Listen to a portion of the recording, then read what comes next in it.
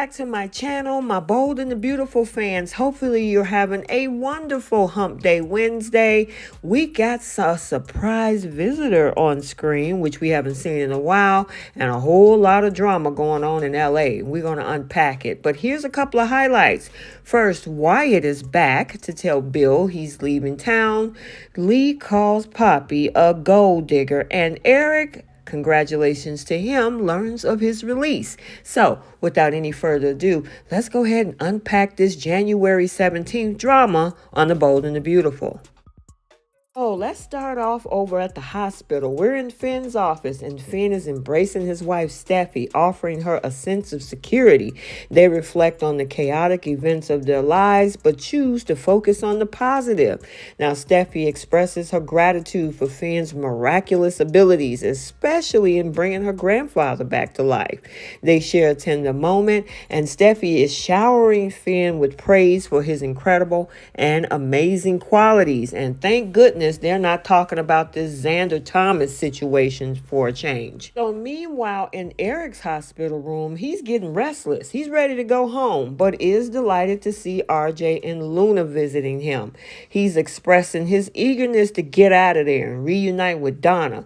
Eric appreciates the newfound connections within the family, and RJ refers to Eric as a living miracle. And just as Luna receives a message on her phone, Finn and Steffi arrive with some great news that Eric will be going home tomorrow. And of course, he is overjoyed. He is sharing tears of happiness, expressing his anticipation of feeling the sun on his face and hearing his grandkids' laughter around the pool. Steffi, Finn, and Luna share in this emotional moment along with RJ, with Steffi thanking Finn for saving her grandfather's life. So then we got Bill, and of course he is so excited for a second date with Poppy. He gives her a call. They have a little bit of a flirtatious conversation, and I actually think these two are cute together.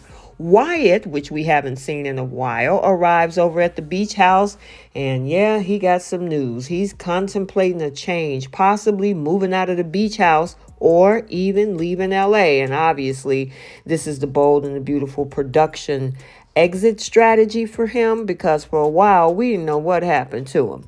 Now, Bill, though reluctant, support Wyatt's decision, and of course he does. Of course, I mean, he has to leave the show. Wyatt appreciates the memories on the beach house and mentions finding a renter Bill might approve of, and more than likely that's probably RJ, which we'll see at the end of this week. Bill excitedly describes now his encounter with Poppy at this music festival 20 years ago, expressing his admiration for her beauty and her mystery. Wyatt is surprised by Bill's romantic escapade, but is glad that his dad isn't trying to get back with Katie. Now, Bill hints at a potential future with Poppy, and Wyatt acknowledges the possibility of a new and unexpected chapter for him. Now, over at Forrester, this is where we see things get a little dicey, as Poppy was still taking that call from Bill, who of course missed her and suggested a second date. But you know what? People don't lock doors. And while she was talking to him, well, guess who breezed through the door? Lee. Lee interrupts, demanding an explanation for Luna's presence. Lee disapproves of Luna dating RJ because what? It's Steffi's brother. Lee accuses Luna of what? Being a gold digger. Luna came here to start the career she's wanted ever since she was a little girl.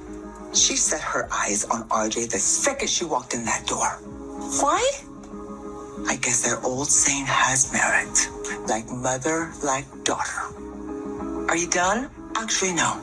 I heard you on the phone before I was about to come in. It was obvious you were talking to a man.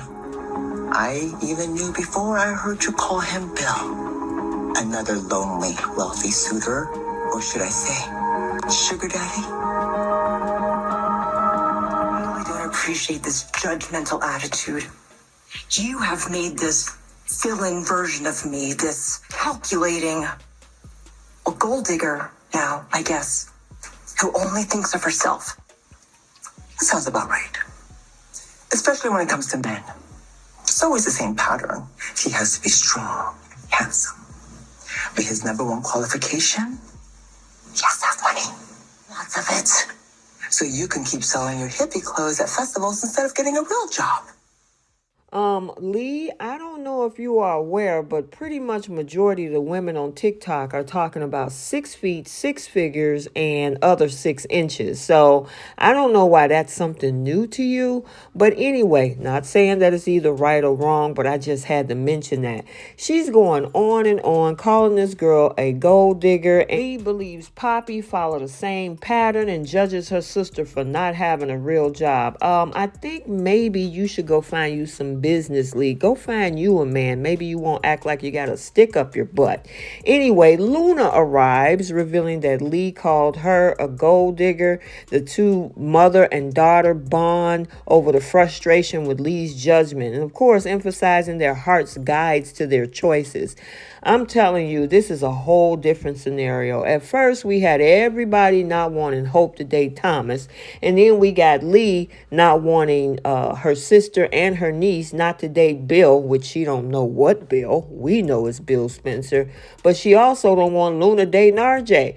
And it's like, girl, who you gonna tell what to do and who to be with? But you don't have no problem with your son being part of the Forrester family, married to Steffi Forrester, you know, the CEO of Forrester Creations. She ain't got no issue with that.